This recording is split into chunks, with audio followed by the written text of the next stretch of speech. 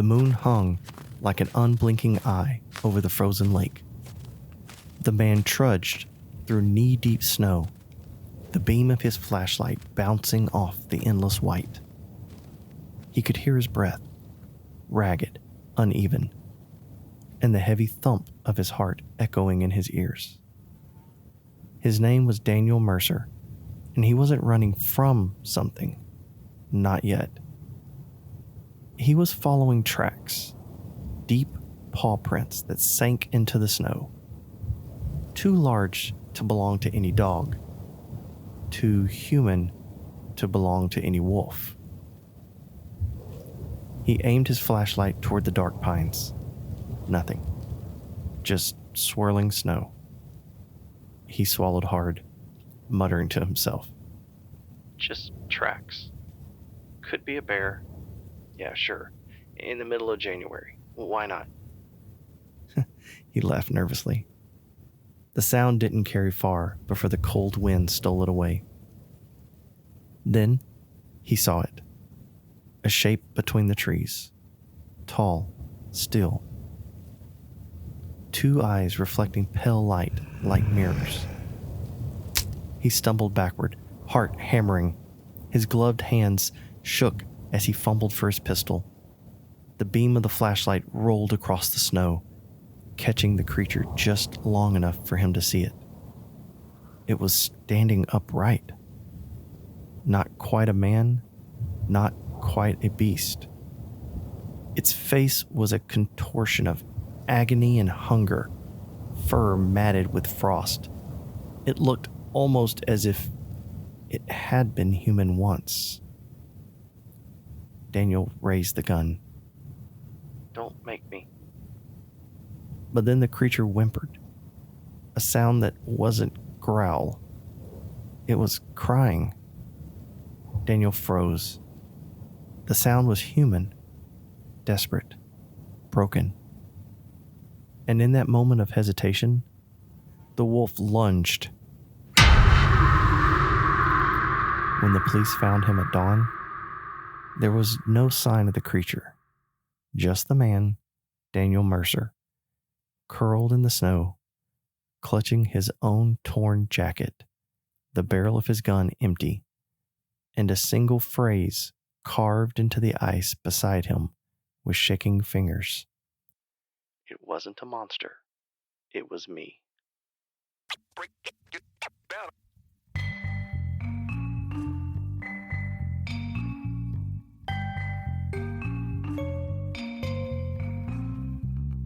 Hey there, members of the Night Crew, and folks who just love horror. Welcome to the Night Crew podcast, where shadows breathe and monsters listen. This is the podcast where we get cozy with the creepy, the frightening, and the just plain undead. I'm your host, Brad Ricks. I want to start by saying thank you for being patient with me on getting another monster episode out. I've been under the weather with no voice, but hopefully I'm all better now. Also, before we jump in, a quick reminder that the Night Crew 2 Bloodlust is available for pre-order on Amazon and on my website, bradricks.com. Oh, and I also have Night Crew podcast t-shirts now available on my website as well. So hop over there and get yourself a pre-order of the Night Crew and a t-shirt of the podcast. So tonight, we're not just hunting werewolves. We're looking into the mirror to see the beast staring back. We are taking an in-depth look at the psychology of the wolf within. Now don't worry, there's no silver bullets required for this one. But you might want to bolt your door and keep your earbuds in tight, because we're going to explore what the werewolf really represents: rage, repression, guilt, hunger, and that ancient animal part of ourselves we pretend doesn't exist.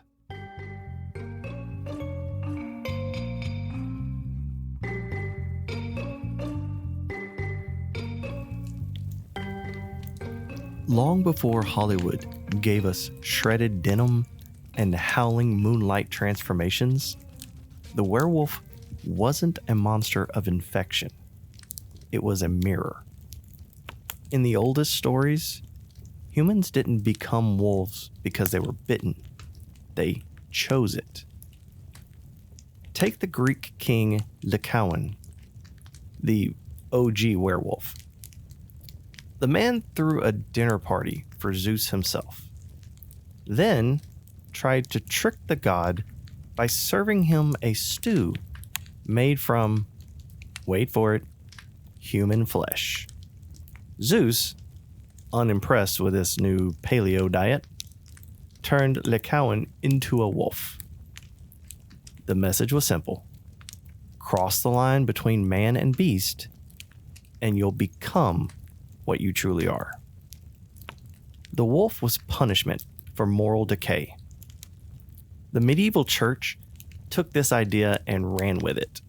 Suddenly, anyone who acted on animal impulses could be accused of being a werewolf. Lust, anger, hunger, all the juicy human sins. But here's where it gets interesting. Psychologists today see those same impulses as the shadow self.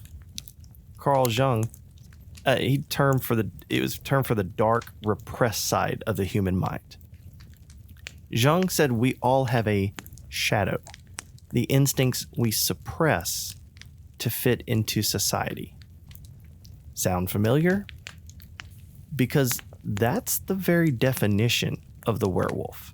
A person pretending to be civilized until the moon rises and the mask falls away. So maybe the real curse of lycanthropy is just being human. Now, in the 16th and 17th centuries, Europe had actual werewolf trials. People confessed, often under torture, to turning into werewolves. Doctors later diagnosed many of them with clinical lycanthropy, a rare psychiatric disorder where someone genuinely believes they've become an animal. One recorded case from the 1800s describes a man insisting his hands were paws. He barked, growled, even tried to bite the orderlies who restrained him. Modern neuroscience has some explanations. Areas of the brain responsible for body perception can glitch under extreme stress, causing a person to feel their body changing. It's horrifying, but also fascinating. Because while horror movies show bones breaking and muscles twisting, real life transformation often happens inside the mind. Now, think about it. How often do people lose control in moments of rage? Blackout anger, adrenaline-fueled strength. That's the human version of the transformation scene. And the next morning, just like in the movies, the person wakes up horrified, asking, "What did I do?" The werewolf legend became our language for those moments when we become someone we don't recognize. If vampires are about seduction and control, werewolves are about release. It's no accident that most transformations happen under the full moon. It's a symbol of chaos, madness, and the subconscious. In folklore, The moon is the trigger that pulls the beast out of hiding. In psychology, it's what happens when repression cracks. Take the Victorian era, when polite society smothered every instinct under layers of lace and etiquette. That's when werewolves really took off in literature. Writers like Clements Hausman and Algernon Blackwood, they used lycanthropy as rebellion, the hidden self clawing through corsets and table manners to scream into the night. And that scream, it's universal, because all of us at some point have wanted to tear off the polite face we wear for the world and just howl. Don't worry, you're in good company. Every modern therapist talk about shadow integration, learning to acknowledge your primal side instead of denying it.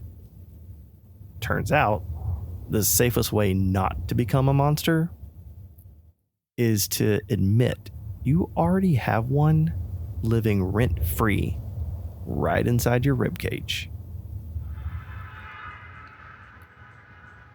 And when you think of werewolves today, maybe you picture claws, fur, glowing eyes. But there's another kind, the human monster. In 1589, German farmer Peter Stump confessed to being a werewolf who hunted and killed dozens of people. He described wearing a magic belt that turned him into a wolf. That's something I might have to incorporate into a story. Now, was he delusional or just a convenient scapegoat for the community's fears?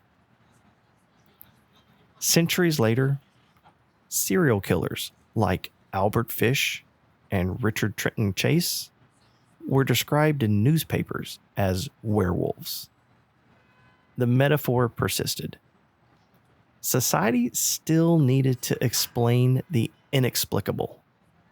How a human could act with animal savagery.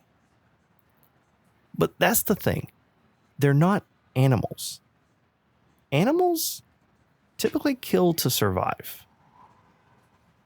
Humans kill because of the beast within. That twisted tangle of desire, rage, and shame. It's not fur or fangs that make a monster. It's what happens when empathy dies. When the human part gives up the fight. So when old legends say the werewolf's curse is irreversible, maybe they weren't talking about magic.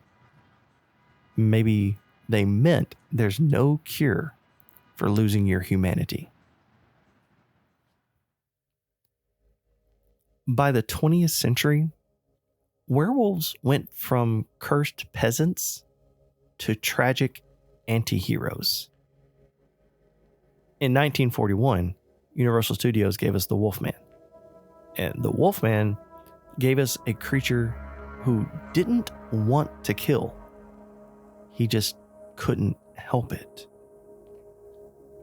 Then came An American Werewolf in London, Ginger Snaps, Underworld, and even Teen Wolf. Each generation reinvented the curse for its own fears. In the 40s, it was guilt. In the 80s, it was puberty and identity. In the 2000s, it was hormones and high school drama. Seriously, nothing says eternal torment like turning into a wolf in the middle of Algebra 2. But the theme never changes: transformation, the danger of desire, the fear of losing control. Even in romance-heavy versions, the werewolf stands for something deeper: the raw, animal side of love and lust. It's why werewolves sweat, bleed, and crave in ways vampires never do.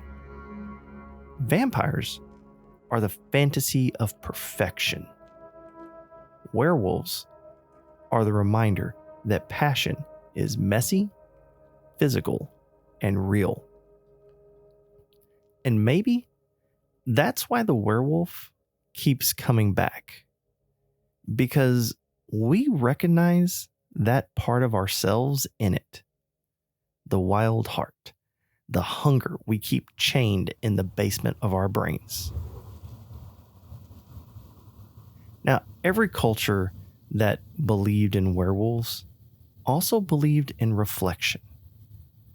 The idea that the moon reveals the truth. In mirrors, in lakes, in silver, the werewolf sees its real self and can't stand it. There's something poetic about that. We all look for monsters outside ourselves. It's comforting, safer. But horror reminds us that the true terror is always internal. The moon doesn't create the wolf. It just exposes what's already there. So maybe lycanthropy isn't a curse. Maybe it's a confession. The human condition, split between reason and instinct, civilization and savagery, has always been about balance. We deny it at our peril. The beast only takes over when the human stops looking in the mirror. Carl Jung once said, "One does not become enlightened by imagining figures of light, but by making the darkness conscious." That's the real silver bullet. Awareness. The wolf within doesn't vanish. It doesn't die. But if you face it, understand it, it stops controlling you. Psychologists studying aggression say that repression builds pressure. People who pretend they're never angry are often the ones who explode. Sound familiar? That's why horror works. It gives shape to feelings we're not supposed to admit. Rage, lust, hunger, despair. The werewolf is our safety valve, our midnight confessional. So when you watch another movie where someone screams under the full moon and bones snap and fur bursts from skin, remember, that's not a punishment. It's permission. A primal reminder that being human isn't about denying the beast. It's about living with it, and sometimes letting it howl.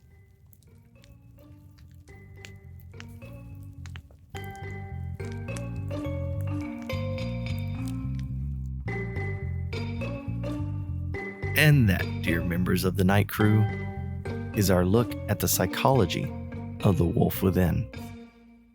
The next time you feel anger boiling under your skin, or a strange pull when the moonlight hits your window, maybe don't fight it right away.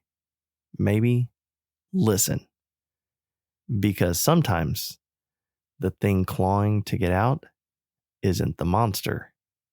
It's just the truth.